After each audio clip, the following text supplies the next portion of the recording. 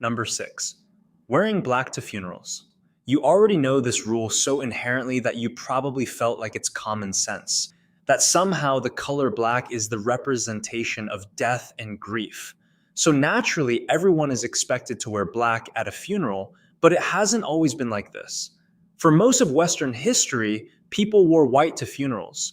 White was common, affordable, and associated with purity and the afterlife. Black existed as a mourning color, but it was almost exclusively for royalty because black dye was technically difficult and expensive to produce. A rich black was a marker of wealth, not grief. Regular people couldn't afford to mourn in style. Then in 1861, Queen Victoria's husband Prince Albert died. She was so completely wrecked by it that she wore black every single day for the next 40 years until she herself died. Her grief became a fashion mandate.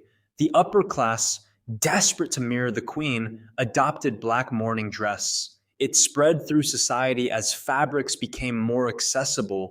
Within a generation, black at funerals went from an expensive royal power move to an automatic unspoken law. Turns out Queen Victoria was history's most unexpected trendsetter. But hey, when I go, I want people to wear whatever color they want because life should be celebrated, not mourned. Number 5, shaking people's hands. The standard greeting across most of the world is to reach out, grab the hand, and physically move it up and down. That's the move we collectively landed on. Every job interview, every first meeting, every business deal sealed by this deeply ingrained gesture without a second thought. Not a wave, not a hug, not a bow, but a handshake. It all started with the ancient Greeks as a survival check. Extending your right hand shows that you are not holding a weapon. The Romans evolved it into a full forearm grab to check that the other person didn't have a knife hidden up their sleeve. Then in medieval Europe, knights began physically shaking the hand because the movement would dislodge any blade or weapon tucked and hidden in a sleeve. Funny enough, it's the modern equivalent of police asking you to raise both your hands and then being thoroughly patted down. And over the course of centuries, the sequence diverged into a warm professional greeting. The Quakers helped push it mainstream in the 17th century as a more democratic alternative to bowing. And now you perform an ancient concealed weapons check as a form of greeting, and somehow it communicates trust and warmth. Number 4, saying bless you when someone sneezes. Someone in the room sneezes. You immediately either thought about it or say it aloud. Bless you. And if you don't, there's this uncomfortable weight in the silence, like you failed a basic social obligation. But why are you blessing someone for sneezing? Why not coughing? Why not hiccuping? Why this one involuntary sound? There are 2 explanations. The first goes back to early medieval belief that a sneeze caused your soul to momentarily leave your body. For a brief second, you were wide open, unguarded. The blessing was emergency spiritual containment, meant to keep evil from occupying the vacancy before your soul returned. The second explanation comes from the bubonic plague in the 6th century, when sneezing was one of the first visible signs that someone was about to die. Pope Gregory I, watching people collapse in the streets, reportedly instructed that every sneeze be immediately met with a blessing. A tiny prayer, a last chance at divine protection before the disease took over. Neither of those conditions exist anymore, but you still say it every time. Number 3, why the wedding ring is worn on your left ring finger. You know exactly which finger. If you're married, you're wearing one right now. If you're not, you already know where it goes when the time comes. Because back in the days, the ancient Egyptians believed a specific vein ran directly from the 4th finger of the left hand straight to the heart. They called it the vena amoris, the vein of love. Placing a ring there meant you were physically connecting your commitment to the seat of all emotion. Not just wearing jewelry, but completing a circuit. The Romans loved this idea, spread it across Europe, and the church eventually formalized it. There's one small problem. Modern anatomy confirmed that no such vein exists. Every finger has the same vascular structure.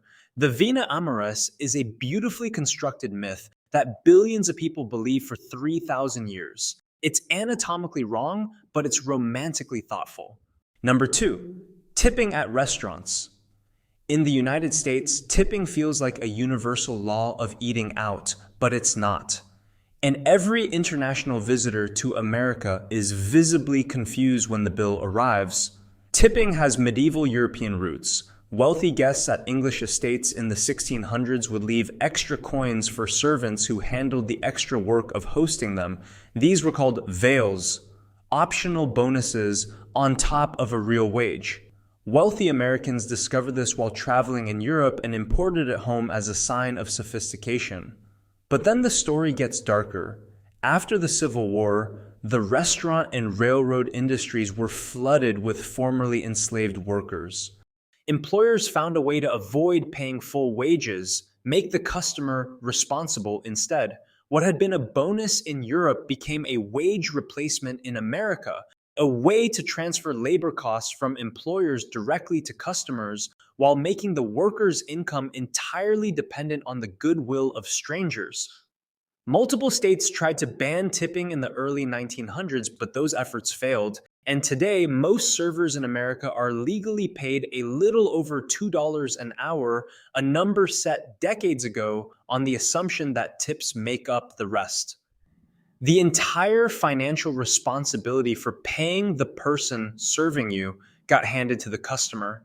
It's now deeply embedded into American culture that questioning it now feels impolite. So you're participating in a system that outsourced labor costs onto customers over a century ago and never changed back. Number one, driving on the right side of the road. About 75% of the world drives on the right. If you're in the United States, Canada, or China, you do it without any thought. But for most of human history, people traveled on the left, and they had good reasons to. Most people are right-handed, so knights, soldiers, and armed travelers kept to the left so their weapon arm faced oncoming strangers. Roman chariot drivers held the whip in the left hand and the reins in the right, drifting left to avoid striking people coming toward them. Archaeological evidence at a Roman quarry shows cart ruts worn deeper on the left side from centuries of traffic going the same direction. So left was actually the default for thousands of years. Then the French Revolution changed it by making traffic a political statement. Before the revolution, aristocrats' carriages traveled on the left and peasants scrambled right to clear the way. The new government flipped the rule. Everyone drives on the right. Class distinction erased by traffic law. A keep right ordinance appeared in Paris in 1794. Napoleon then enforced it into every nation he conquered. Countries that resisted him kept the left, which is why Britain, Australia, India, and Japan all still drive on the left side today. The road you drive on is determined by whether or not Napoleon's army showed up there in the early 1800s, which is not something most people think about on their morning commute. Thanks for watching. Like and subscribe to see more.